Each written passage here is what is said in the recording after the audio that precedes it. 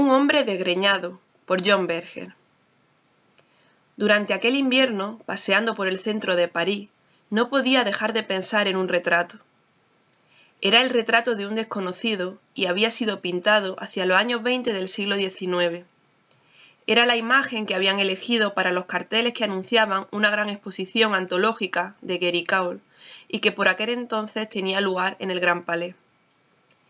El cuadro en cuestión había sido encontrado en un desván, en Alemania, junto a otros 4 lienzos similares, 40 años después de la temprana muerte del pintor. Poco después fue ofrecido al Louvre, que lo rechazó.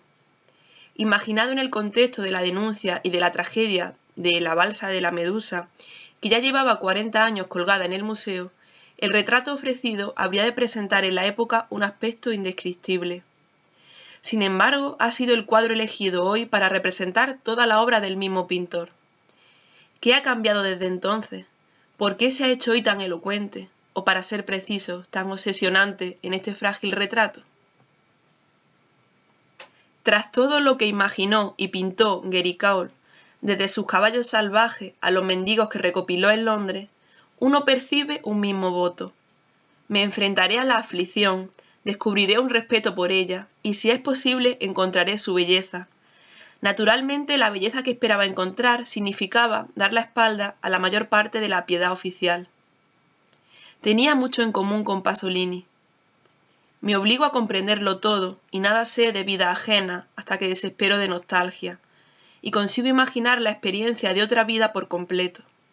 Soy todo compasión, pero quisiera que fuese diferente el camino de mi amor por esta realidad. Cabría entonces amar a las personas de una en una. Al retrato reproducido en el cartel de la exposición se le dio primero el título de asesino loco. Más tarde se pasó a llamar el cleptómano. Hoy está catalogado bajo el título de El obseso del robo. Ya nadie sabe el nombre del hombre. El hombre retratado era un interno del manicomio de la Salpêtrière, en el centro de París. Guéricault hizo allí 10 retratos de 10 internos distintos. 5 de los lienzos han sobrevivido. Entre ellos se encuentra uno inolvidable de una mujer. En el Museo de Lyon le dieron originariamente el título de la hiena de la Salpêtrière. Hoy se la conoce con el título de la obsesa de la envidia. Solo podemos suponer qué se proponía exactamente Guéricault cuando pintó a estos pacientes, pero la forma en que los pintó deja claro que lo último que le preocupaba era su catalogación clínica. Las mismas pinceladas indican que los conocía y pensaba en ellos por su nombre de pila, los nombres de su alma, esos nombres hoy ya olvidados. 1 o 2 décadas antes, Goya había pintado escenas de locos encerrados, encadenados, desnudos. A Goya, sin embargo, lo que le interesaban eran sus actos, no su interior. Posiblemente nadie antes de Guéricault, ni pintor, ni médico, ni los parientes y amigos, habían mirado durante tanto tiempo, tan fijamente, a la cara de alguien catalogado de loco y como tal condenado a su locura. En 1942, Simone Weil escribía: «El amor por nuestro prójimo, cuando es el resultado de una atención creativa, es análogo al talento». Ciertamente no estaba pensando en términos artísticos cuando lo escribió. El amor por nuestro prójimo, en toda su extensión, significa sencillamente ser capaz de decirle: «¿Qué te pasa?». Es un reconocimiento de que el que sufre existe, no solo como una unidad en una serie o como un espécimen de una categoría social etiquetada bajo el rótulo de desafortunado, sino como un hombre, exactamente igual que nosotros, que un día quedó especialmente marcado con el sello de la aflicción. Por eso basta, pero también es indispensable, saber mirarlo de una forma especial.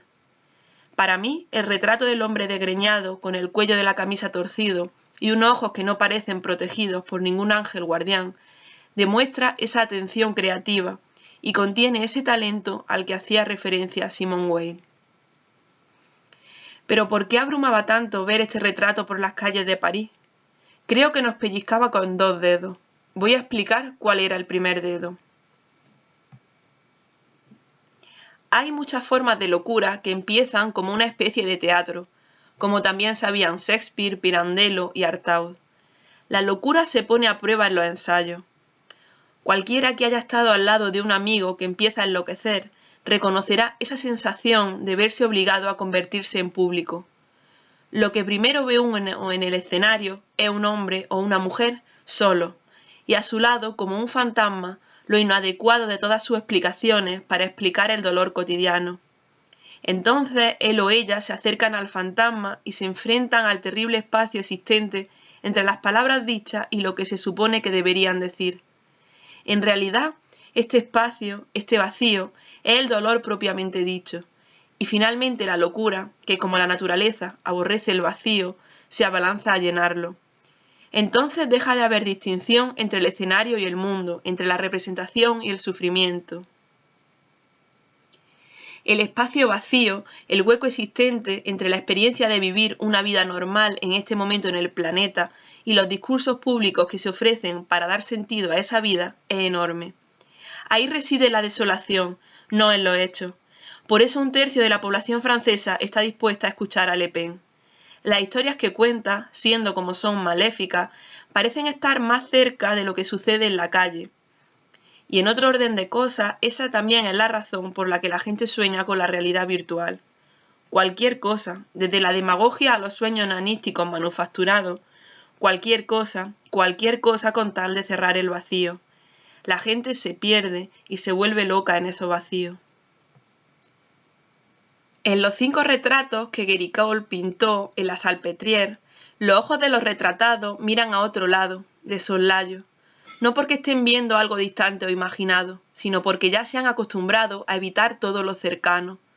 Lo cercano provoca vértigo porque las explicaciones ofrecidas no lo explican.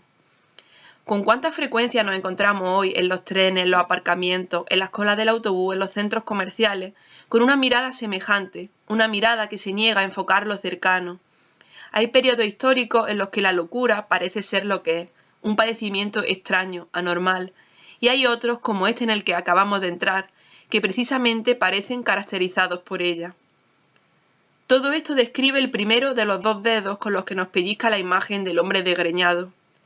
El segundo dedo lo constituye la compasión de la imagen. La posmodernidad no se suele aplicar a la compasión, pero hacerlo no solo podría ser útil, sino que también nos haría un poco más humildes. La mayoría de las revueltas sociales que han tenido lugar en la historia se llevaron a cabo con el fin de restablecer una justicia que llevaba tiempo olvidada o maltratada. La Revolución Francesa, sin embargo, proclamó el principio de un futuro mejor para la humanidad. A partir de entonces, todos los partidos políticos de izquierda o de derecha se vieron obligados a prometer de continuo que la cantidad de sufrimiento existente en el mundo estaba en vías de ser reducida o iba a estarlo en breve. De modo que todo padecimiento pasó hasta cierto punto a recordar que había una esperanza. El sufrimiento presenciado, compartido o padecido seguía, claro está, siendo sufrimiento, pero podía ser trascendido en parte al sentirlo como un estímulo que ayudaba a esforzarse aún más por un futuro en el que dejaría de existir. Así, el sufrimiento tenía una válvula de escape histórica, y durante estos 2 últimos trágicos siglos, incluso se ha llegado a creer que la tragedia encerraba una promesa. Hoy las promesas se han quedado estériles. Sería miope relacionar esta esterilidad únicamente con el fracaso del comunismo. Mayor relación guarda con la situación que vivimos hoy, en la cual los artículos de consumo han venido a sustituir el futuro como vehículo de esperanza. Una esperanza que ha demostrado ser inevitablemente estéril para sus clientes y que por una lógica económica inexorable excluye a la mayoría del planeta. Comprar un billete para el Rally París-Dakar de este año para dárselo al hombre desgreñado nos vuelve más locos que él. De modo que hoy nos enfrentamos a él sin esperanza, ni histórica ni moderna. Lo vemos como una consecuencia, y esto, en el orden natural de las cosas, significa que lo vemos con indiferencia. No lo conocemos, está loco, murió hace 150 años. Cada día en Brasil mueren miles de niños de malnutrición o de unas enfermedades que en Europa son curables. Están a miles de kilómetros de distancia, no se puede hacer nada. La imagen nos pellizcaba a quienes la veíamos al pasar. Hay en ella una compasión que se niega a la indiferencia y es irreconciliable con toda esperanza fácil. ¿A qué momento tan extraordinario en la historia de la representación y de la conciencia humana pertenece esta pintura?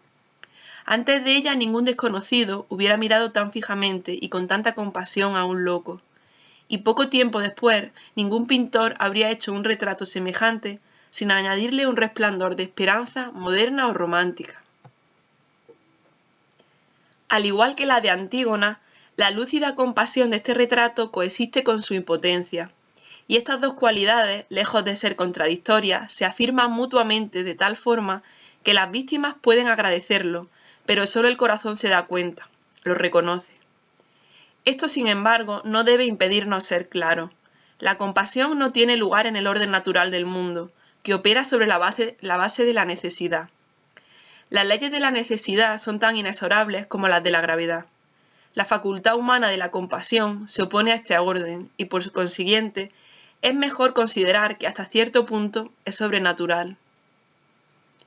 Olvidarse de uno mismo, por brevemente que sea, identificarse con un desconocido hasta el punto de reconocerlo, supone desafiar la necesidad, y este desafío, aunque sea mínimo y callado, y aunque solo mida 60 por 50 centímetros, entraña una fuerza que no se puede calibrar según los límites del orden natural. No es un medio y no tiene fin. Los antiguos lo sabían. Ni tampoco creía yo, decía Antígona, que tuvieran tal fuerza tus pregones como para poder transgredir, siendo mortal, las leyes no escritas y firmes de los dioses, pues su vigencia no viene de ayer ni de hoy, sino de siempre, y nadie sabe desde cuándo aparecieron. El cartel de la exposición observaba las calles de París como lo haría un fantasma. No era el fantasma del hombre desgreñado, ni tampoco el de Guéricault, sino el fantasma de una forma de atención especial que llevaba 2 siglos marginada, pero que hoy cada día es menos obsoleta. Este es el segundo dedo. ¿Y qué hacemos al sentir el pellizco? Despertarnos, tal vez.